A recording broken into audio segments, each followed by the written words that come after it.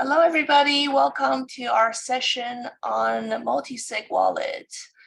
James here. He is also a SP working with us in moon landing as well as a developer on Lotus.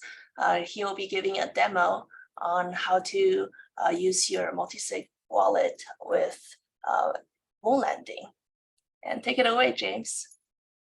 Great, thanks very much, Karen. I'll just share my screen if that's okay. Can everybody see that okay?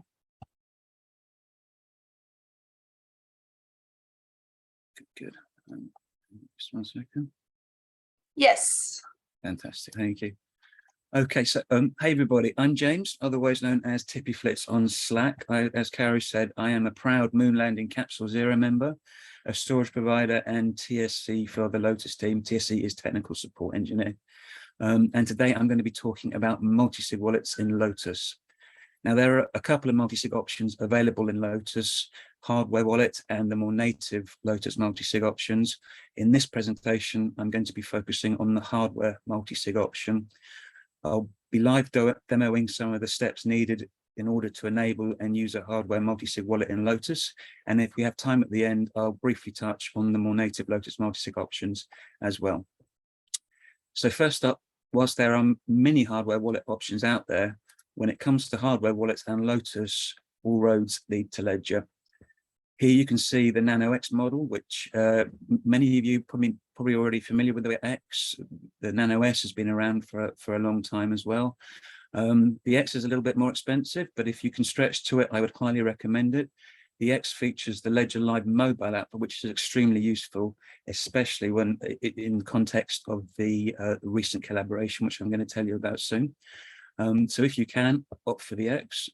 Now, previous interactions with hardware wallets in Lotus required a rather cumbersome setup process using Glyph and a Lotus Live app that you needed to switch to developer mode in order to install the Filecoin app. Thanks to a recent collaboration with Zondax, you can see the blog post on the Filecoin blog on the right there. Filecoin is now a native Ledger Live app, which is also fully integrated into the Ledger Live mobile app if you're using the X. So whilst the Glyph option is still fully available, some people might prefer it, there is no longer a need for a browser-based solution. Now, I've included a link to the official Filecoin blog announcement at the end of this, the final slide. Let's take a quick look at actually adding Filecoin app to your Ledger device. So this interface may have changed a little bit. It's updated just recently. So having installed the Ledger app and completed the initial Ledger setup, adding Filecoin app is really easy. Firstly, launch the Ledger Live app and you'll see the screen that you can currently see on screen. And head over to the My Ledger page link from the left menu panel, which is highlighted in red there. Connect and unlock your Ledger. You'll then need to confirm Ledger Manager access on your Ledger device, which you'll be used to doing after you've set up. And you are now looking at the full Ledger app catalog. Simply scroll down or search to Filecoin and then just click install. After a few seconds, and it literally is really just a few seconds, you'll be fully up and running with Filecoin app on your Ledger hardware device. So let's move over to a live terminal. I'm just going to quickly shift my screens around if you'll bear with me.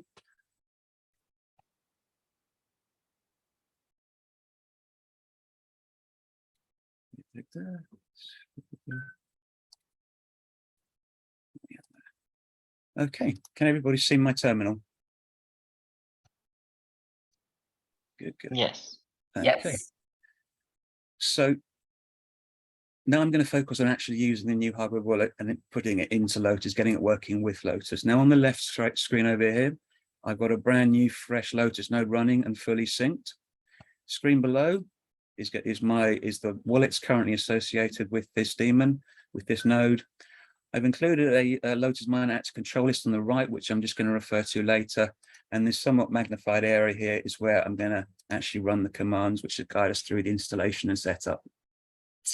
So firstly, obviously, you're going to want to identify the machine on which you're going to be installing the new hardware multi-sig wallet.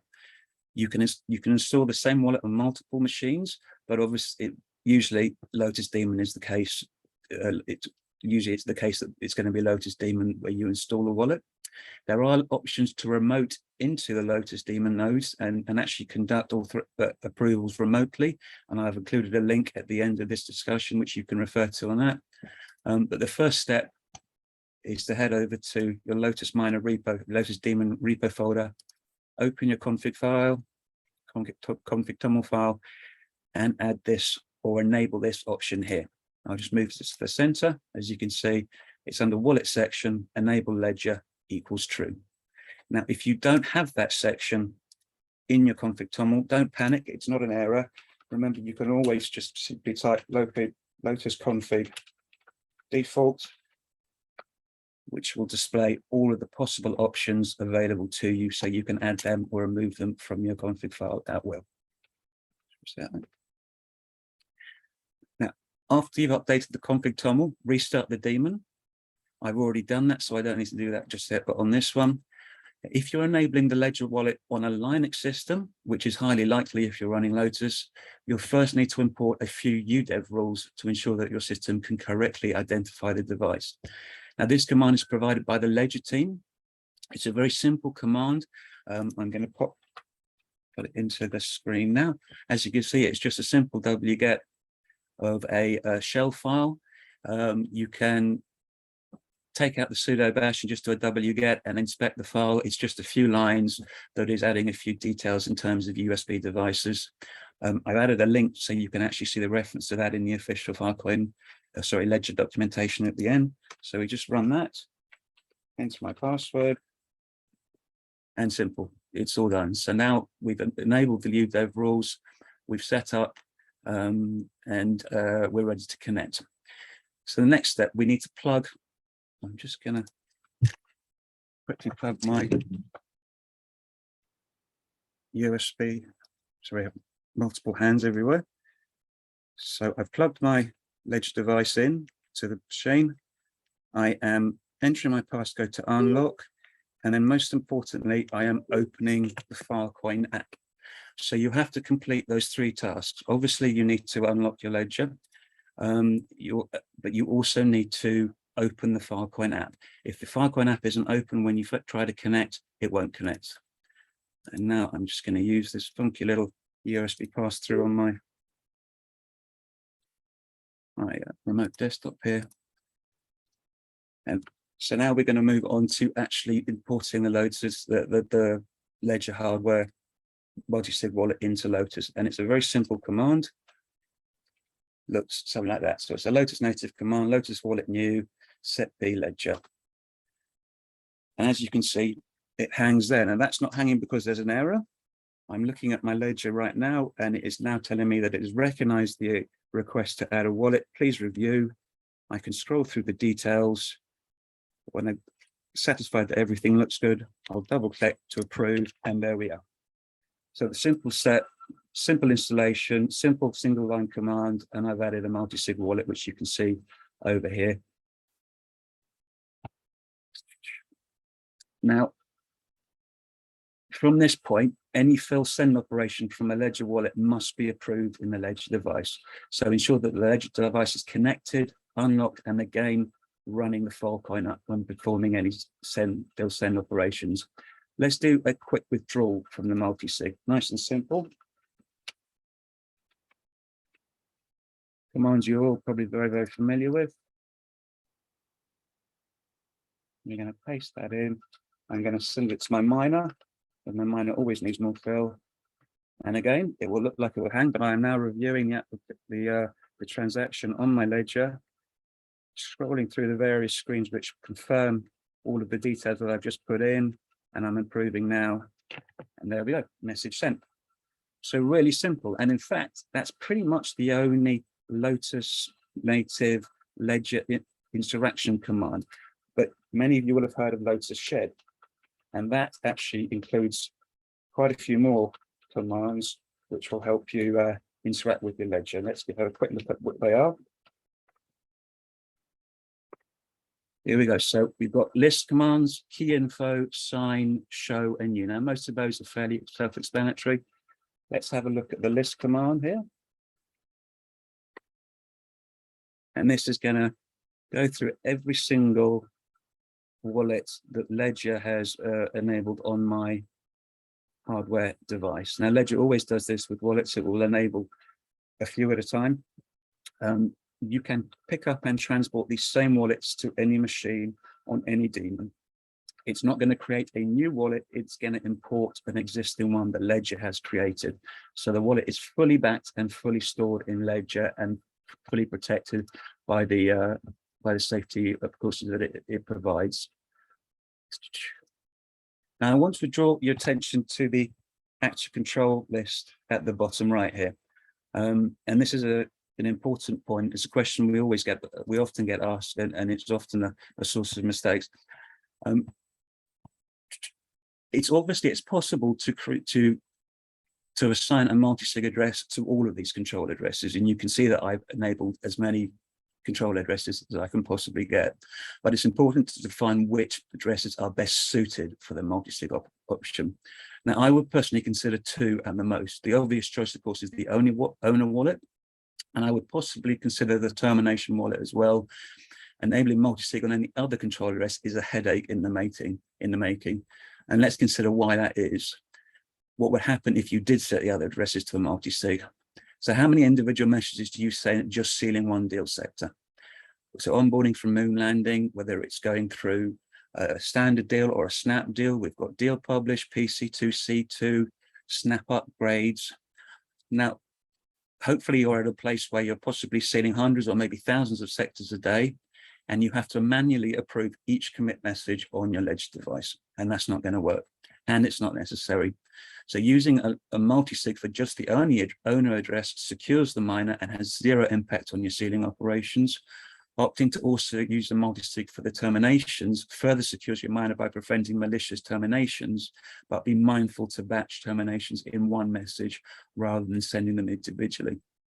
This applies to the hardware multi-sig and to the Lotus native multi-sig that I'm just going to touch on very briefly now.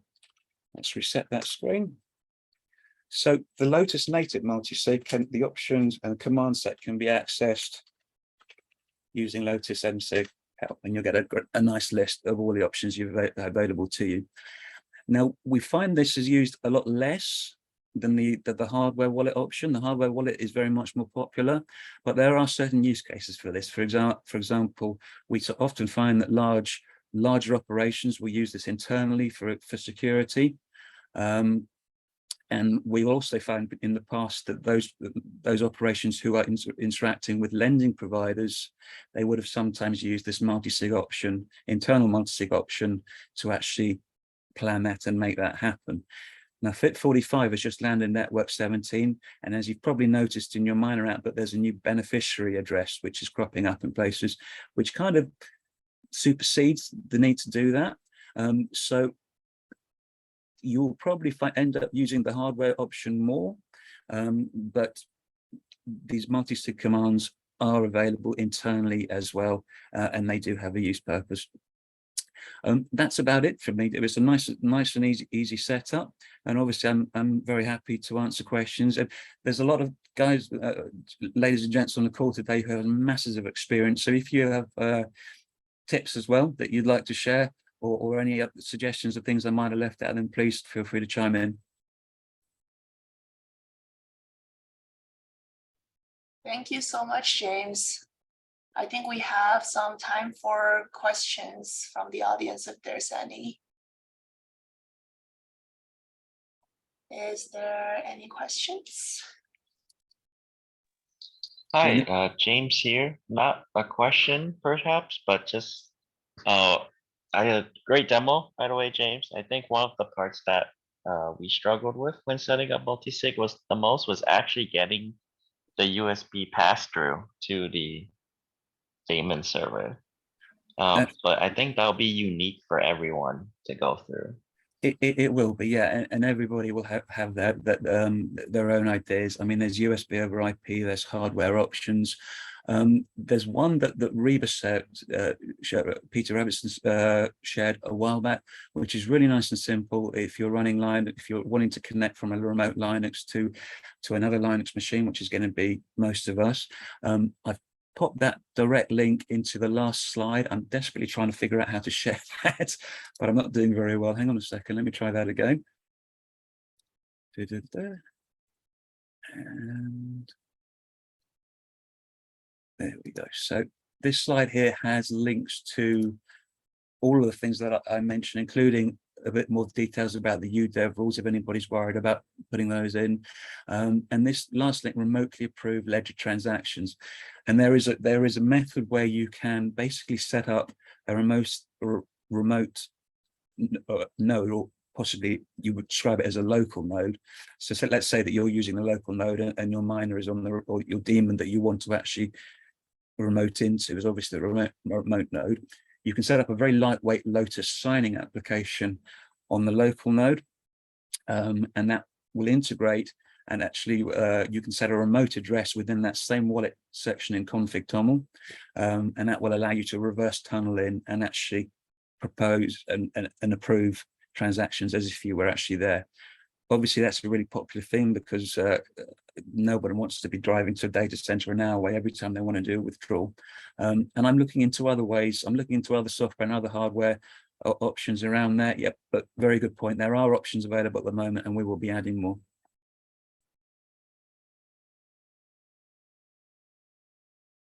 Awesome. Thank you, James.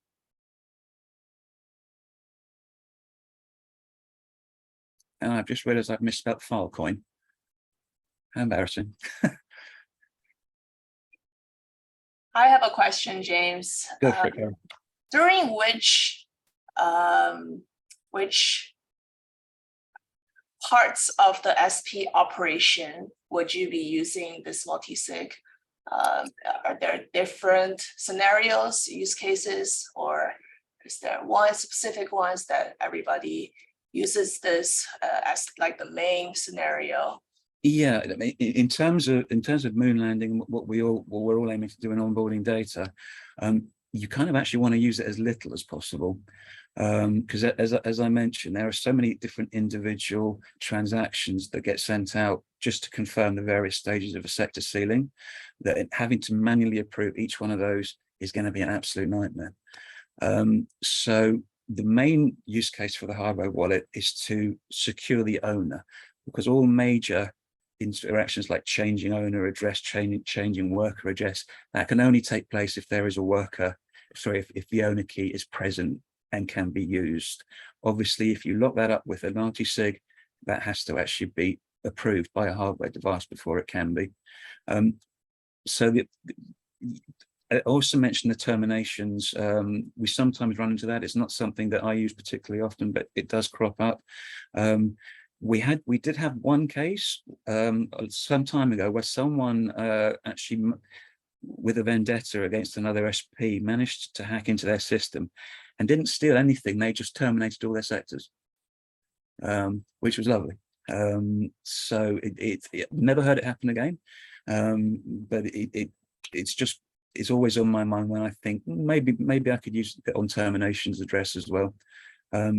But in terms of the actual deal flow, in terms of onboarding data, there's not a lot of multisig interaction, to be honest. What it does is leave you with peace of mind that when you're going through your deal flow and ceiling throw, that no malicious actor can get in and do something that is incredibly damaging to your system and your setup.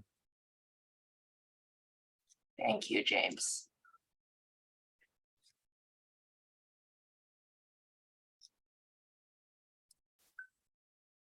Any more questions?